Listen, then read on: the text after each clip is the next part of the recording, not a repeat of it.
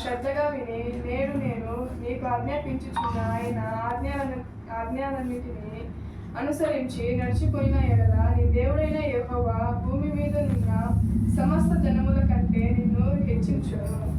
నీవు నీ దేవుడైన యెహోవా మాట వినిన ఎడల ఈ దీవెన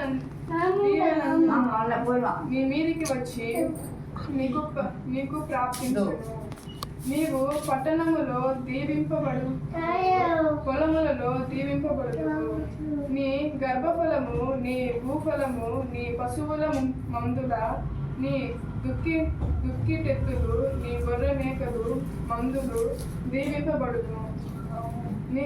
నీ గంపయు పిండి పిసుకు, నీ తొట్టియు దీవింపబడును.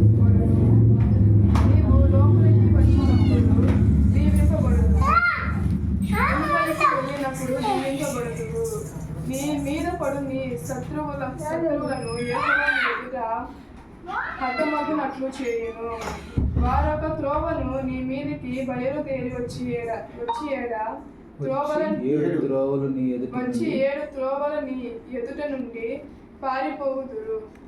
నీ కోట్లలోనూ నీవు చేయ ప్రయత్నములన్నిటిలోనూ నీకు దీవెన కలుగునట్లు యెహోవా ఆజ్ఞాపించును.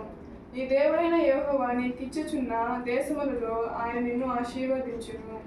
నీవు నీ దేవుడైన యెహోవా ఆజ్ఞలననుసరించి ఆయన మార్గములలో నడుచుకొనిన ఎడల యెహోవా నీకు ప్రమాణము చేసినట్లు ఆయన తనకు ప్రతిష్ఠిత జనముగా నిన్ను స్థాపించును. భూప్రజలందరూ యెహోవా నామమున నీవు పిలువబడుచుండుట చూచి నీకు భయపడుదురు.